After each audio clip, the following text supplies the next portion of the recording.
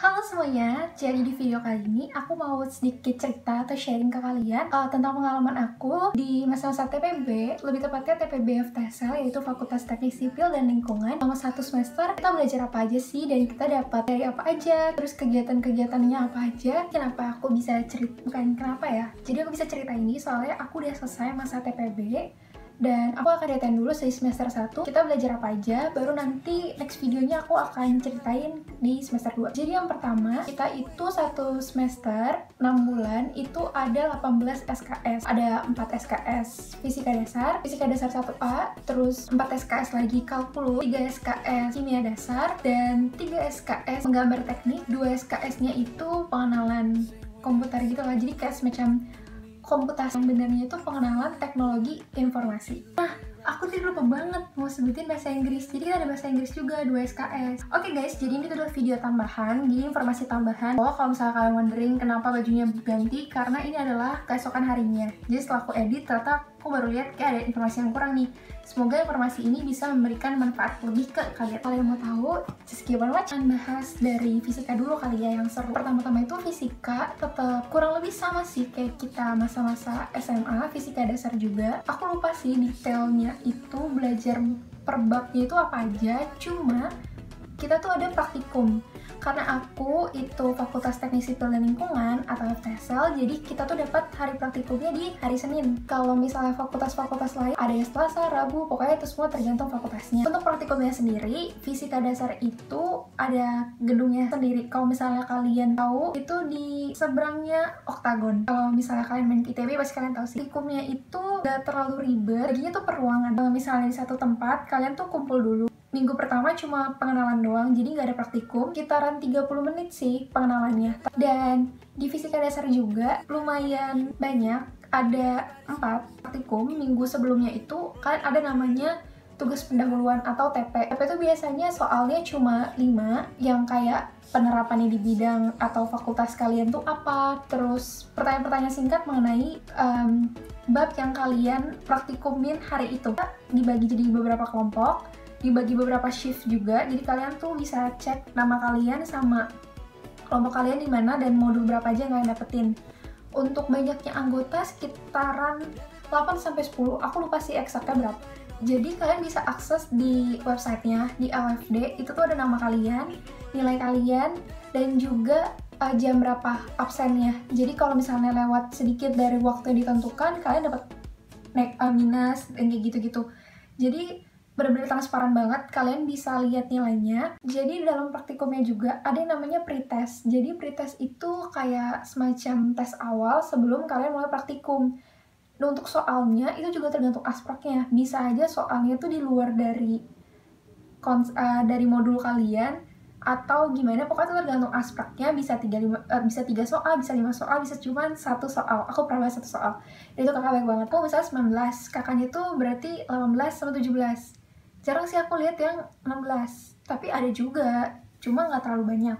Praktikum fisika, kalian harus perhatiin jamnya, karena ada perbedaan jam sama jam kalian. Kalau aku nggak salah ingat, itu ada perbedaan sekitaran 7 menit. Kalian juga punya name tag di situ, jadi kalian akan dapetin name tag. Name tagnya itu ada barcode-nya, jadi setiap kalian absen, itu ntar bakal di-scan barcode dan akan keluar nama kalian beserta dan berapa kalian absen. Absen dari jam yang ditentukan, kalian bisa dapat minus point. Aku saranin untuk datang sekitaran ya 20-25 menit sebelum mulai sih. Kenapa? Soalnya waktu kalian sampai di gedung fisikanya, di gedung praktikum fisikanya, kalian kan naik, pas kalian naik itu kalian harus naruh tas kalian di locker. Lagi rame-rame banget, kalian tuh buat ngantri bisa ngabisin 5 menit sampai 10 menit. Kalian harus ngantri lagi nih buat scan si barcode-nya gitu buat absen. Menurutku sih lumayan banyak makan waktu. Dan setelah kalian absen juga, itu kalian harus cek kelembapan sama tekanan udara. Jadi harus dicatat. Cuma kalau misalnya itu nggak keburu, bisa sih nanya sama teman. Nggak terlalu krusial. Lebih krusial ke masalah absen. Misalnya untuk praktikumnya boleh bawa HP atau enggak. Kadang ada beberapa orang yang bawa-bawa aja dan nggak jadi masalah, soalnya kan kalau misalnya kalian bikin laporan, terus pas kakaknya jelasin kalian belum sempat nyatet, kalian boleh foto. Biasanya sih kakak-kakaknya baik sih, ngebolehin kalian. By the way, praktikumnya itu 3 jam ya guys. Jadi pas kalian abis absen, terus kalian ngecek yang 3 hal penting tadi, kalian bakal siap-siap untuk pretest. Habis pretest, kalian baru mulai deh praktikum-praktikum. Setelah kalian praktikum, kalian akan bikin laprak. Nah, lapraknya itu dibikin di tempatnya langsung. Jadi setelah kalian praktikum, kalau nggak salah sekitaran 30 menit atau 1 jam ya, aku udah lupa sih.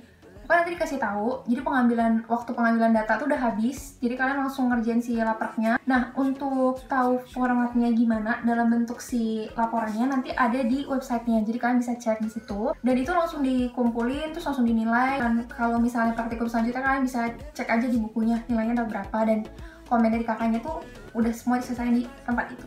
Menurutku sih segitu aja. Kalau misalnya yang mau aku tambahin ke kalian tentang praktikum fisikanya, nggak terlalu banyak sih tentang praktikumnya, jadi kalian enjoy aja sama praktikumnya. Oh ya, praktikumnya itu 3 jam ya guys, jadi pas kalian masuk kalian akan dijelasin. Dan untuk fisika sendiri juga tergantung dosennya. Dosennya ada yang baik, ada yang abstrak, kadang ada yang ngejelasinnya PPT banget, yang kayak gitu. Jadi kalau dosen tergantung. Oke. Itu kalau tugas akhir nanti ada yang namanya RBL, Research Based Learning. Jadi materi-materi yang kalian dapetin di satu semester itu dijadikan suatu barang. Contohnya tahun aku 2019 itu kita dapet Goldsberg machine. Aku ntar bakal post foto di sini atau di sini, pokoknya kayak kelompok aku buat. Yang intinya tuh kayak permainan game sih sebenarnya. Kalau kalian tahu game yang ini, yang game lama banget di komputer, kurang lebih mirip. Untuk penilaiannya juga itu tergantung dosen. Pokoknya kita ngebuat laporan pastinya. Terus kita akan ngedemoin juga di depan teman-teman sama dosen. Cuma untuk banyaknya anggota dalam satu kelas yang nonton, itu tergantung dosennya mau semuanya nonton atau enggak. Dan untuk penilaiannya, jadinya tuh ada UTS 1, UTS 2, terus UAS. Itu kalau misalnya kalian nggak meet the requirement gitu di nilai akhir, kalian ikut ujian ketiga. Terus ada praktikum, kuis, dan lain-lain. Sama si RBL itu, Research Based on Learning. Kalian jago pas SMA, aku rasa bisa sih nggak ngejalanin semuanya. Emang nggak terlalu banyak yang berbeda banget gitu. Cuma kadang-kadang ada beberapa dosen yang tiba-tiba kuis, tugas tumpuk, yang tugasnya kelompok, nggak perorangan. Jadi sebenarnya balik lagi itu semua tergantung dosennya. Oke, nextnya aku akan bahas kalkulus. Kenal di waktu SMA tuh matematika. Kalkulus sendiri masih nggak terlalu banyak yang beda juga sama masa-masa SMA. Semester itu kayak spesifik materinya pelajarin apa aja tuh aku udah tahu. Kalau misalnya nanti aku ingat tulis di sini atau di sini tuh besar banget ya, 4 SKS. Jadi fisika sama kalkulus tuh sama gede, sama 4 SKS. Kalau misalkan nilai kalian bagus, bisa ngebantu nilai kalian banget, akhirnya jelek bisa jelek banget karena 4 SKS. Kalkulus itu nggak ada RBL, beda sama fisika. Bener gitu loh, nggak ada praktikum juga. Kalau misalnya kalian mau tahu nih penilaiannya tuh gimana, 45% ujian pertama, 45% ujian kedua, dan 10%-nya kuis, kehadiran, tugas-tugas yang lain. Kalkulus itu benar-benar menakutkan itu ya buat kita lagi yang gak jago sama matematika. Untuk kalkulus sendiri, semester 1 itu aku dapet dosen yang super strict banget. Karena dosennya itu ternyata dosen analisis, dan setiap kata per katanya itu kita harus sama di ujian. Kalau misalnya beda itu kayak salah. Cukup berat banget malah. Di semester 2 aku dapat dosen yang enak. Ceritain deh gimana dosennya di next video. Kalau untuk tugas-tugas, waktu aku di semester 1, tugas aku nggak terlalu banyak dari dosen yang aku dapat. Kalau udah keterima di ITB, congratulations sekali lagi. Dan kalian kalau misalnya bingung sama kalkulus, kalian boleh main ke MAC kakak-kakak yang S2 biasanya. Itu free. Kalian tinggal ngikutin jadwalnya aja sih. Aku dibuka jam 9 atau jam 10 pagi. Kadang kalau misalnya kakak-kakaknya ada yang nggak sholat, bakalan ganti shift gitu, jadi bantuin kita ngajarin. Kalau kalian yang mau tahu MAC itu di mana, itu ada di BTN Zone, deket sama KU Barat atau Labbir.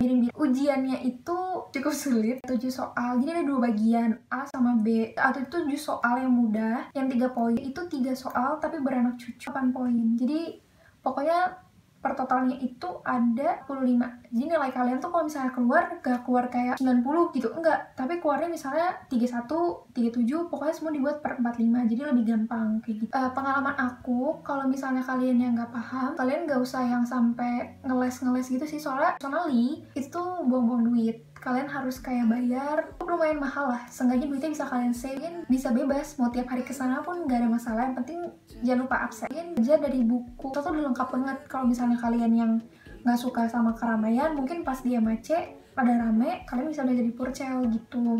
Soalnya kalau MAC itu biasanya rame seminggu sebelum ujian. Sedikit tambahan untuk kalkulus, kalau misalnya kalkulus yang tadi aku bilang, kalian bisa pinjam buku portion juga di perpustakaan.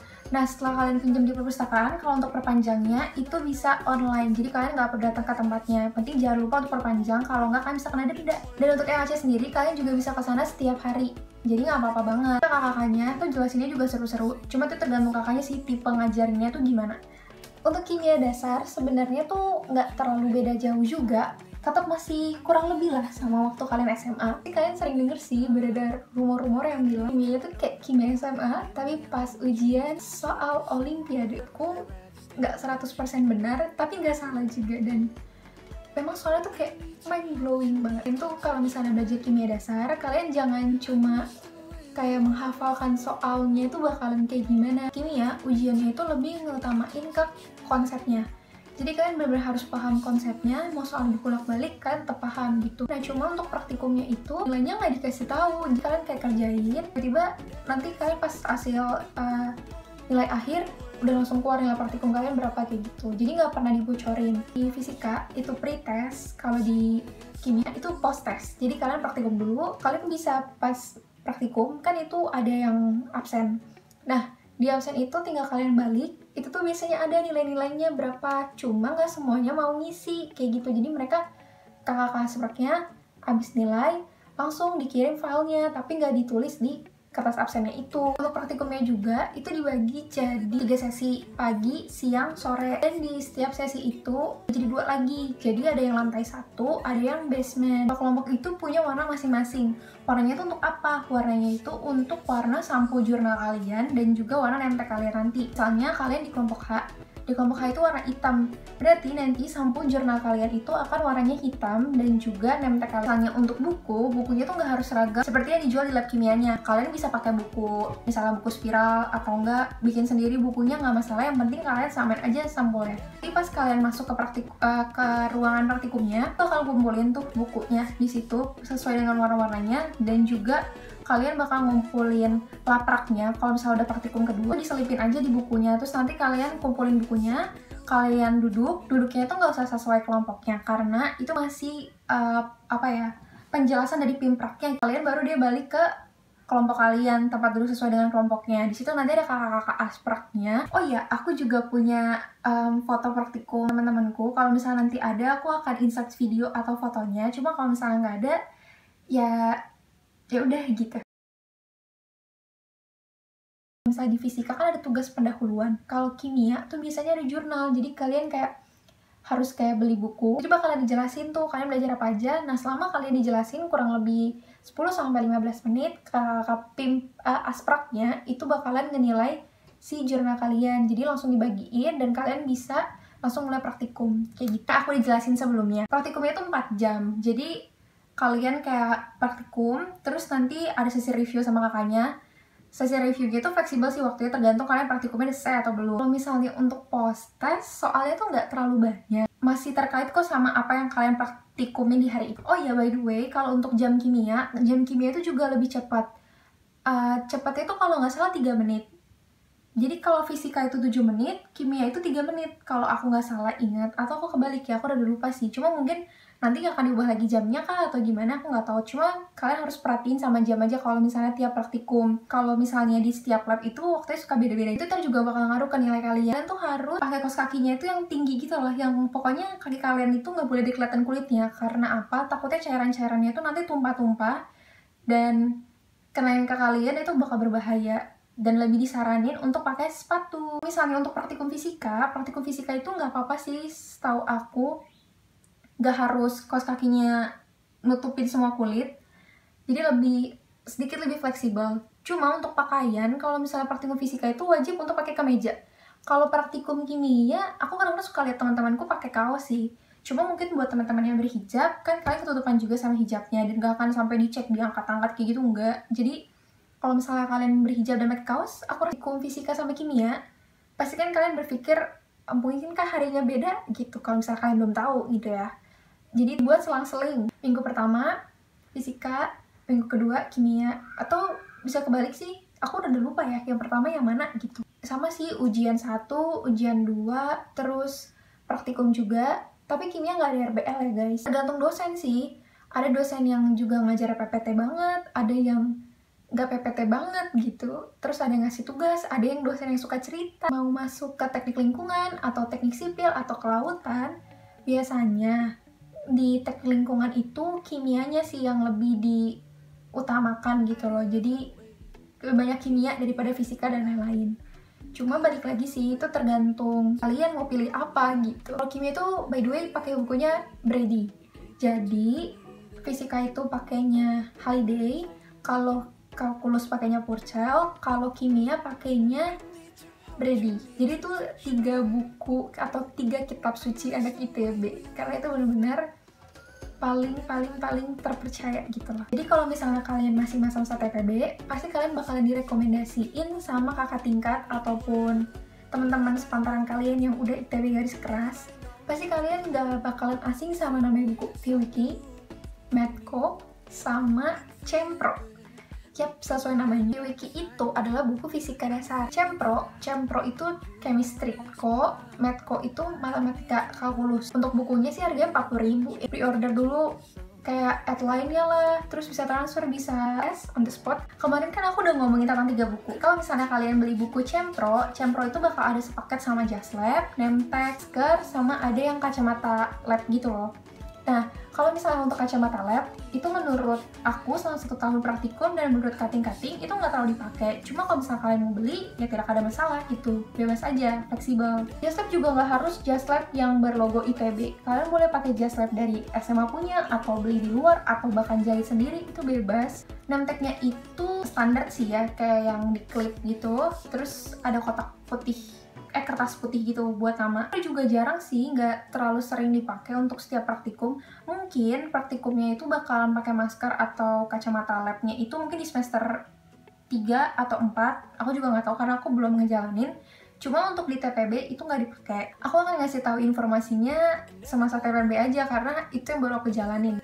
Tiga buku tadi yang aku udah disebutin itu adalah buku latihan soal, yang mana soal-soalnya itu adalah soal-soal dari tahun-tahun sebelumnya atau dari buku-buku kayak Purcell, Halliday, atau Brady yang kayak gitu sih. Sebenarnya lebih ke situ. Itu kayak lebih diringkas lagi dengan soal-soal tahun-tahun sebelumnya buat kalian latihan. Fisika sama kimia juga tuh sebenarnya punya tempat belajar yang itu biasanya minggu-minggu ujian lah pokoknya. Kayak jadi menurutku tambahan videonya, dan untuk video pertama ini aku takut banget sih videonya kepanjangan. Jadi mungkin kalau misalnya video ini kepanjangan, aku bakal bagi jadi 2 part. Mungkin semester satunya sebenarnya intinya semoga video ini tuh bermanfaat sih. Sebenarnya hanya aku lebih mau kayak ngejelasin ke kalian apa aja yang harus kalian ketahui gitu selama 1 semester ini. 3 subjek ini tuh ngapain aja, setidaknya kalian bisa prepare lah kayak gitu. Dari pengalaman aku sebelumnya yang aku juga bahkan tidak tahu ada kisah-kisah apa aja gitu, apa aja yang aku jalanin. Semoga sekali lagi ini bermanfaat buat kalian. Terima kasih sudah menonton video ini. Hope you guys like it. I'll see you on my next video. Bye bye.